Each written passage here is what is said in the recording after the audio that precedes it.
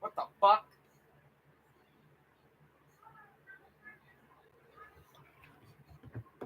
Hold on. I'll start up a new tab so you can watch some YouTube videos.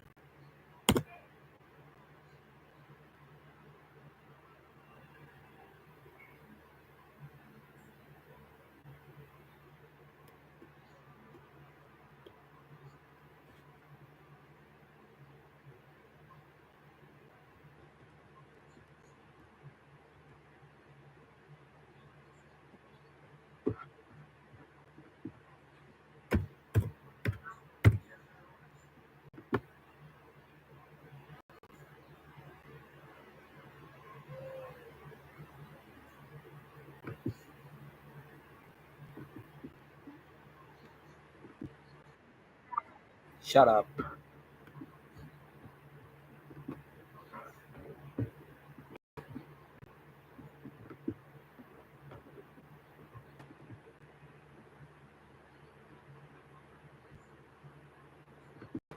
There you go, guys. Every single Rockstar game that is on the PS5, and here's all of the ones I've completed so far. But if I can't finish the rest before the channel hits 900,000 subscribers, then I have to platinum Fortnite as my punishment. One of the hardest platinums ever. So make sure to drop a like and subscribe.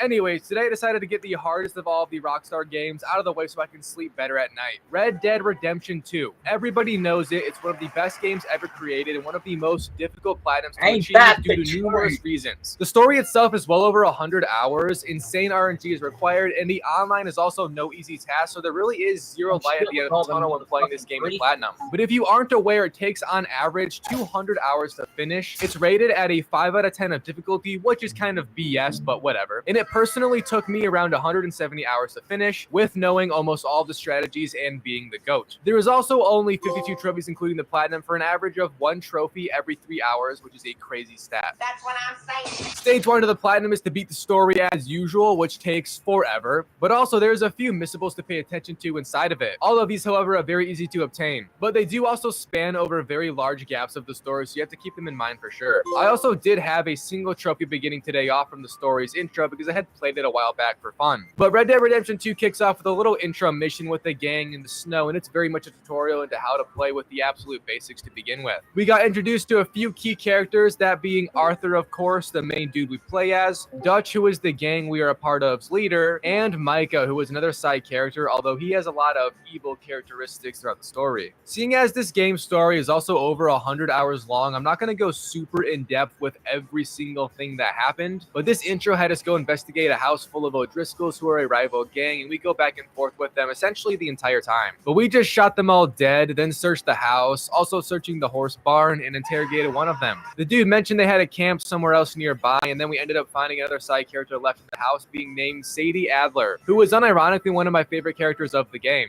But the O'Driscolls had killed her husband and stole her house, which is what she was hiding in. The next mission had Arthur and Charles, I believe, who was yet again another member of the game, heading up this mountain to find John because he hasn't returned from scouting. And John is also the dude who you play as in the original Red Dead game, which is very neat. But we found him just chilling, all injured on the freezing mountain, and then we got chased by wolves instantaneously after. There was then another O'Driscoll scuffle, but this time it was against a giant load of them.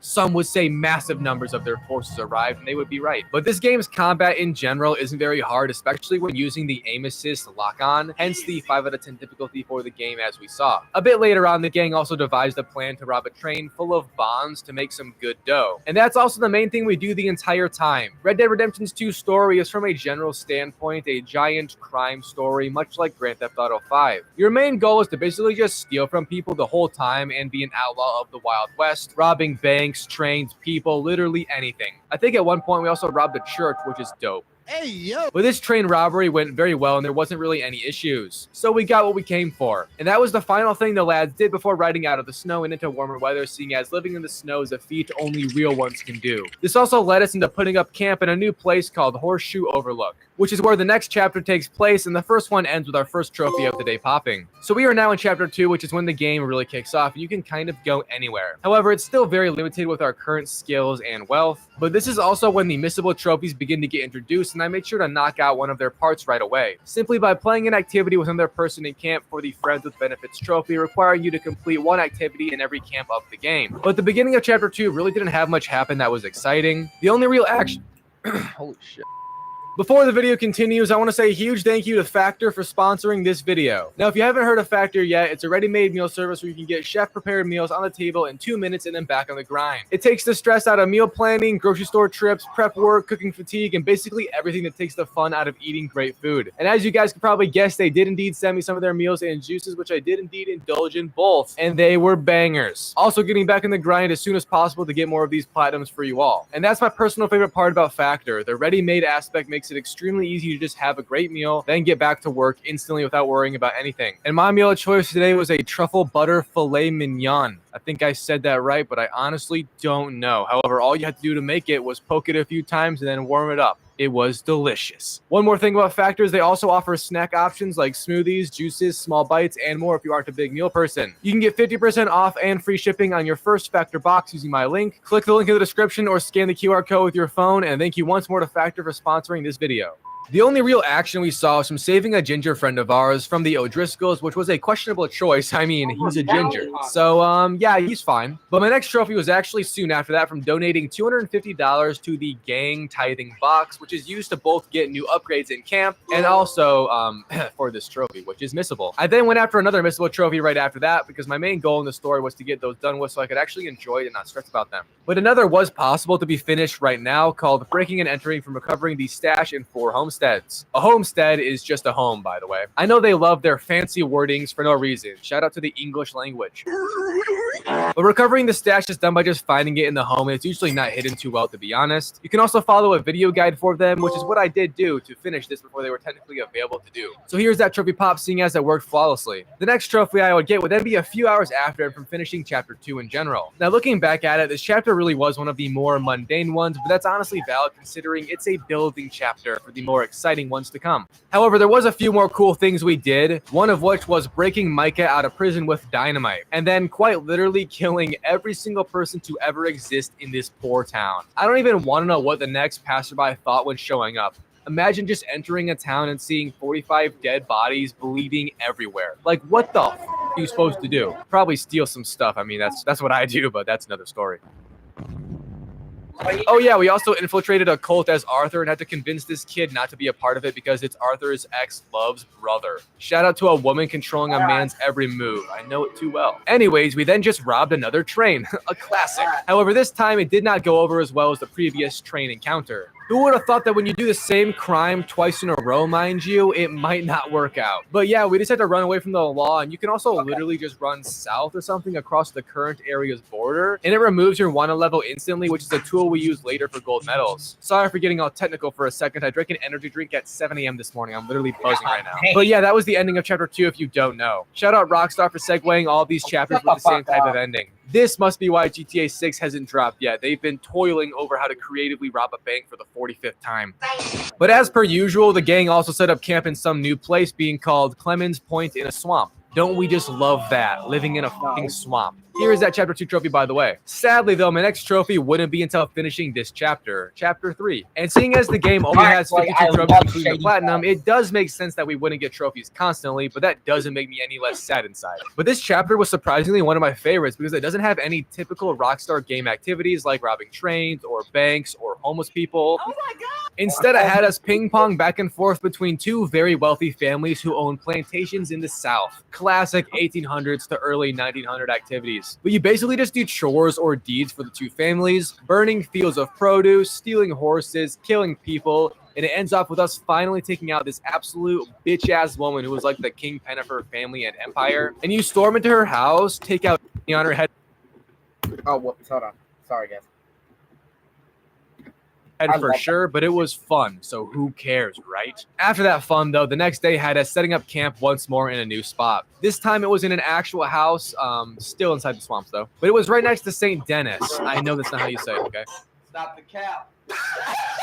But this city is the only real modern city of the game and also a very cool area in general. Anyways, here's that Chapter 3 finished trophy regardless. But Chapter 4 had a lot more plot this time that actually mattered. The first bit of story had us trying to get in with Angelo Bronte, who is the richest dude in town and controls a lot of it with the power that comes with having infinite money. But he also had Jack, who was John's son, kidnapped, so we had to go get in with his good faith in return for Jack. And he had us just go into this cemetery and kill people who were disturbing it. So at least their burial will be quick, I guess. I was then just riding around to another mission after and ended up finally reaching maximum bond with my horse for an easy trophy pop. And this chapter also featured the last camp we would use in the story, so I made sure to clean up, or rather just get those missable trophies in relation to the various camps. I have also been doing these activities in each chapter so far, as you know, but the first one I got was the Friends with Benefits trophy from doing an activity in each camp. And then I also did do another missable trophy called Errand Boy from finishing 5 companion item requests. This trophy, by the way, is super annoying since a companion item request is a bit difficult to get. They don't just give them away for free, which I found kind of dumb, and almost every single one of them I had to initiate myself.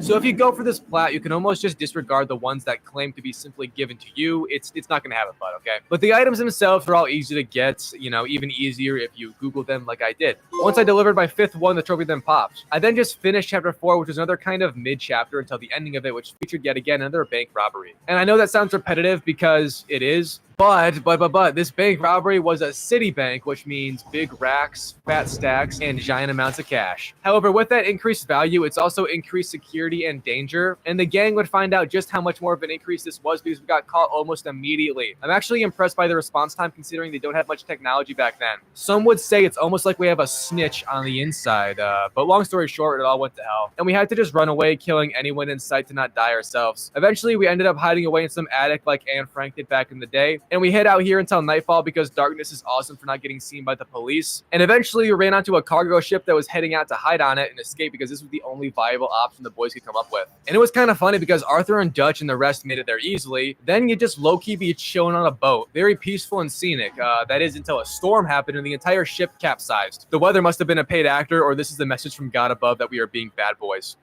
But through the graces of God, however, Arthur just washed up on shore, albeit he was a bit disheveled. But we are now on Guarma, and the Chapter 4 trophy pops with Chapter 5 beginning now. And this chapter is my personal least favorite out of the main chapters of the game. It is kind of neat, but at the same time, it's kind of boring just because of the premise of it. I also did not get a single trophy throughout its entirety until finishing it. But Chapter 5 had us on the island, obviously, and it was also full of a controlling party that did not welcome us whatsoever. So we kind of just messed with them and their bases on it until launching a full-blown assault and causing mass chaos in an effort to escape. Long story short, everyone made it back to the mainland, and once getting everyone together for a type of meeting, this one hoe said she was the snitch, and then she got shot almost instantly. Snitches get stitches is the common saying, although I'm not sure stitches are going to cure her hole in the stomach. The Chapter 5 trophy then popped right after, and we are on to Chapter 6, the finale. Chapter 6 is very, very good, by the way. And for some backstory, if you aren't aware, Arthur is sick with tuberculosis, which was incurable when this game took place. So he's literally dying and decides to go on a kind of noble venture in his final days of being a good dude, which in turn raised my honor to maximum, and I got a trophy from just that. One of the more pinnacle missions here was called Goodbye Old Friend, and it had us cosplay as policemen in the city of St. Denis, attending the public execution of Colm O'Driscoll, who is the O'Driscoll gang's leader and Dutch's nemesis, quite frankly. He got caught and had a plan to escape, but we took out his scapegoat and then watched him get executed. The trophy from it then popped once that mission concluded. I then took a veer off of the main story and finished up all of the optional honor missions of the game for the last missable trophy called Lending a Hand. Now, I'm not sure if you really need to do this because it says there's a glitch to cheese it in case you miss one on the trophy guide, but that guide itself is also a bit outdated and the game has changed considerably since its release, so I just made sure to do all of these anyways, and most of them were quite fun, so it was fine with me. But upon finishing this final one right here with Sadie Adler, the trophy popped in succession. My next trophy would then be from finishing Chapter 6, which is the quote-unquote final chapter of the game. But the finale had Arthur, Dutch, and the rest of the gang robbing more people, causing chaos, and we were after state bonds once more, which can just be cashed in for tons of money. However, it did go wrong like usual, and Arthur got caught with Dutch doing nothing to save him and just walking away. A traitor. Thankfully, this Indian Chad just walked in and dropped everyone, saving us.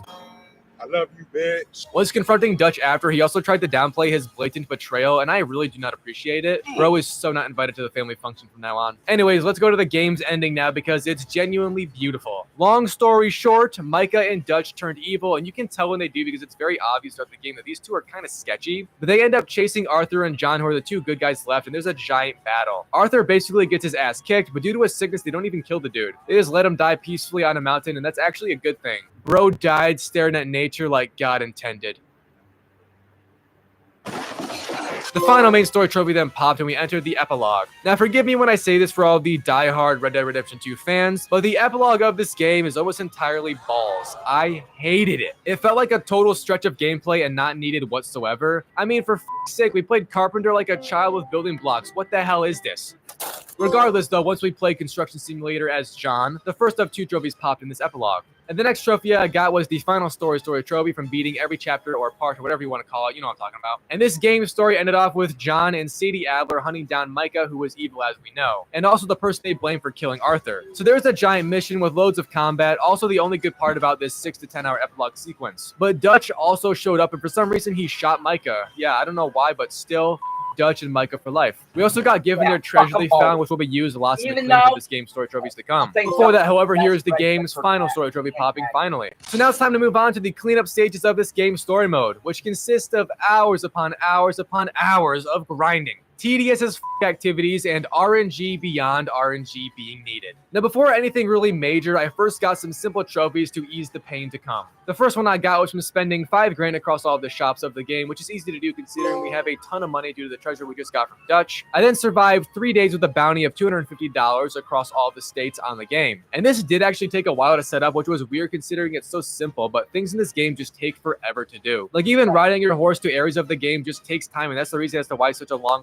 game to complete. But once I had the $250 bounty in all the states, you can just skip time by sleeping at a campfire to make that go relatively quickly. I then just robbed or looted $250 from people for another trophy, which can be done easily, naturally, or through chapter select on a certain mission that has high value enemies. I then spent that money upgrading every available component of a weapon for another trophy. I played all of the mini games in the game, which is a natural trophy with challenges anyways later on. And before beginning the grind, I just paid respects to every we had throughout the game. Turns out a lot of people died, but here's the trophy regardless.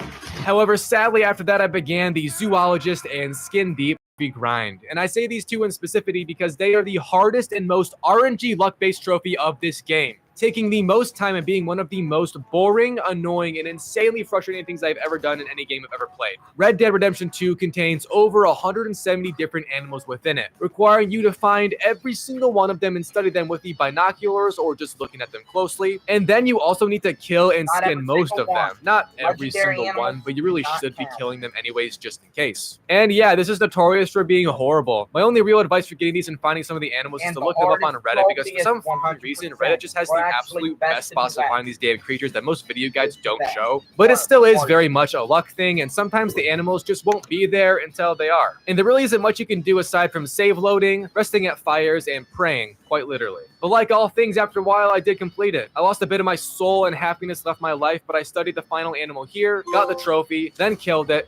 skinned it, and got that trophy along with crying tears of joy, sorrow, and regret. However, just because that hard and grindy part of the game is finished, it doesn't mean we aren't done suffering. And boy, oh boy, it definitely did not get any better. In fact, I think it just got worse with the coming trophies. I had a few more random ones, which I did, consisting of finishing some random side quests that gave a trophy, crafting 30 unique items, which took a while because you need like literally everything in the game to do, survived 18 bear attacks, which was dumb as hell, and I just used a method to farm them, and I caught a fish that weighed more than a fat cat does. Completed 10 stranger mission strands, which took forever because they have to have multiple parts for them to even count as a strand, which I guess that kind of does make sense. But after that, I then began the challenges of Red Dead Redemption 2. There is 90 of them with 9 different subsections and 10 in each. I thought the animal trophies were torture, but this is almost worse. It took me more time to do all of these, by the way, which is just so much fun. However, I'm not joking when I say this. It was actually kind of, it was kind of fun to do the challenges. At least those that didn't relate to animals again. But just for some more lore and, video runtime, the 9 challenges are Bandit, Explorer, Gambler, Herbalist, Horseman, Master Hunter, Sharpshooter, Survivalist, and Weapons Expert. Blah, blah, blah, blah, blah, blah, blah. All of them cover a different aspect of this game, so there really wasn't much crossing over when going after the respectable challenges. Now, I could make an entire video covering these themselves because they contain some of the most bizarre and honestly fun things to try and do, which is why I'm not really upset about them being a part of the game, more just annoyed annoyed because of how much lifetime I spent getting them done. But during this process, I did get a few trophies, as you have seen, going after that 100% completion trophy, which required all the challenges, and that's the main thing it did consist of outside the story missions. The final part I had in the challenges was to find all of the exotics, which people say are hard, but I just followed this map from IGN, and I got almost all of them first try, or first chase, if you will. That map is also probably the only good thing IGN has ever contributed to the gaming world, so shout out to whoever made that. But then I did get the 100% completion trophy right here, and only one more trophy remained in the story mode stages. Achieve 70 gold medals and story missions. Remember when I said there wasn't ever a light at the end of the tunnel when trying to platinum this game? Yeah, it just gets worse. I'm not even joking. My entire time platinuming this game, it was just a downward spiral more and more and more. And I didn't once feel like I was close, because I wasn't. But getting 70 gold medals isn't really that hard, especially since they updated it and gave you much more items to use and stats compared to the game on release when replaying it. But it still does take forever because you are literally replaying the game, to be honest. However, there's a spreadsheet out there I would suggest you follow if you wish to see the easiest levels, the tips and tricks, and it's just a great tool to help. But yeah, I don't want to talk about these because it's just replaying the game basically with doing the levels, gold medal requirements, obviously. So here's that trophy once I finally got it about 30 hours later in my life. I'm going to go cry more than I already am. Give me a second here. I'm going to get emotional. But with that trophy done, we've officially finished the story trophies for Red Dead Redemption 2. Stage 4 is to now do the online, which contains another 30 plus hours of grinding and numerous trophies. Although with the method I used, this was not a very hard stage. It did still take forever to do though. But the first trophy I got was from finishing the intro to Red Dead Online, which is trash. Blatantly, this game's online sucks, and I think everyone agrees with that unless you're a little Arthur Morgan simp stan. But the first method I used to get trophies and reach level 50, which is the main grind of this online trophy stage, was the collector method. The collector is a role in Red Dead Online which has you pick a bunch of flowers, find collectible cards, and dig up random shit around the map to complete collections, which reward you with a ton of cash and XP to help level and boost your character. It does take quite a lot of time to get these finished, by the way, but there is an amazing map to help get most of them found. So I literally just did this for like 15 hours straight, and the trophies I got during this time were from picking 25 herbs, reaching rank 10, achieving 5 gold belts from awards, purchasing 5 camp improvements, owning 5 horses at the same time, selling 20 items with the butcher, and completing a free roam mission while part of a posse. But then once I reached about rank 37 or 38, I had run out of collectibles to get because I found them all. And I wanted to get that level 50 fast still, so I was forced to use a different method, and this one might have been better. Although it does kind of require, or at least help, having money to buy tonics because you basically need them to make this doable. But the second method I used was by going to Thieves Landing and just killing everyone there with free aim to give more XP, and you can get between 500 to 1000 XP per round of doing this. Once everyone is dead, you then just run away and run back until the NPCs respawn, and you just do that over and over and over again. There's lots of bonuses per kill, like special ammo, headshots, deadeye, riding on a horse. All of them add up greatly, and I farmed this for about 4 or 5 hours, and it got me from level 38 to 50, so it's very good and still works. And here's that level 50 trophy finally.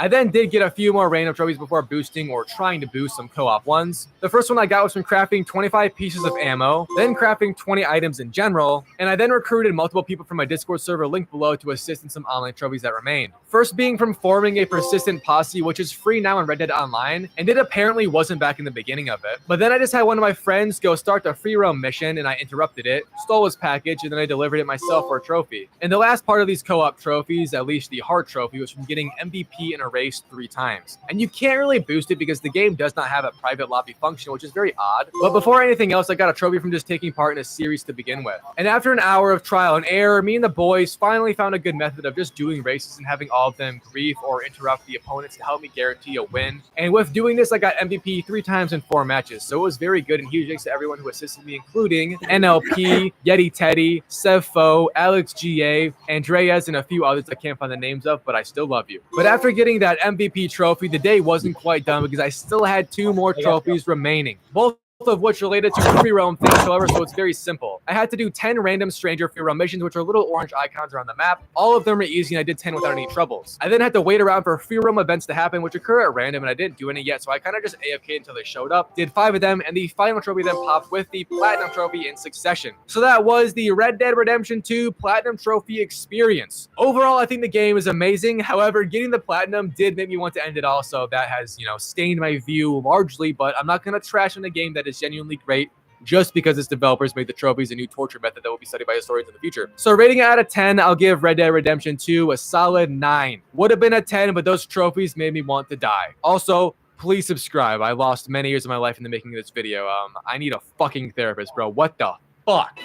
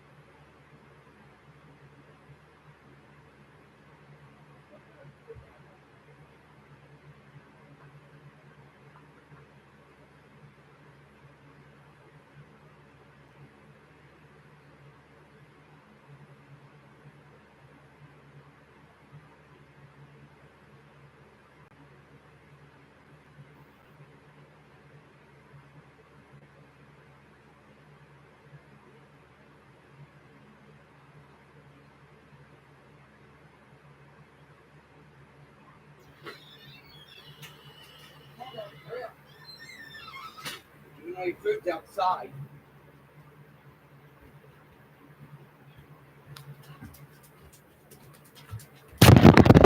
Okay, guys, let's go out there. Ah, shit, it's already muffed. All right.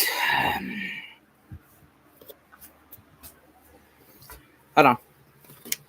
I'm also trying to get everything ready since it's coming on soon. I hear you.